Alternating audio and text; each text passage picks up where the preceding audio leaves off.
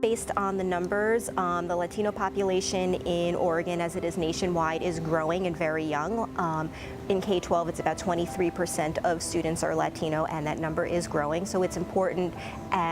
just to make sure that we have resources that are available for, statewide resources that are available for our Latino families. For the most recent evaluation, where we have a full set of data, which is for the 2016-2017 school year, we asked parents and students at the end of the Juntos workshops where they had experienced discrimination, and their answers were pretty broad, indicating that they had discrimination in a lot of areas of their daily life, including 46% of the students that we surveyed said they'd experienced discrimination in their schools. And that was a very sobering number to read. It wasn't necessarily surprising for us, but it did reveal that there was really a need to look deeper at what this discrimination looked like for our students and how we could open up conversations with the school about how we can start to address it. I think one of the other successes of Juntos has been opening up conversations between OSU and our participants and our coordinators and community partners about how they can all work together to break down some of the barriers for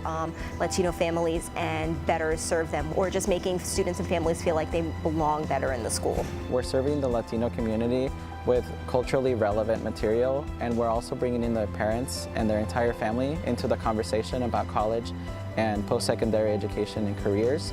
What makes it different from other programs is that even though there's programs that focus on college and career readiness, they're not necessarily bringing in the entire family. So when you're a first-generation bicultural student,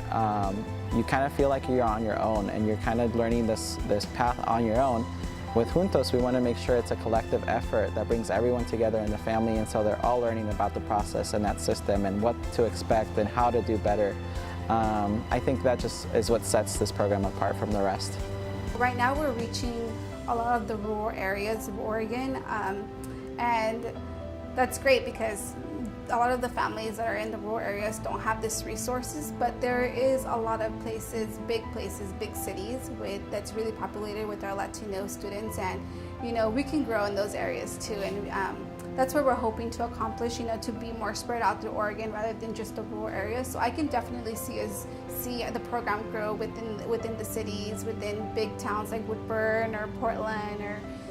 those type of places. I think about how amazing it would have been to have my own family be engaged and understand and learn what I was learning, so it can be a learning process where it's together and not just individually by me. I feel like it would have been easier for my parents to understand what the process was and what it meant to want to go to college,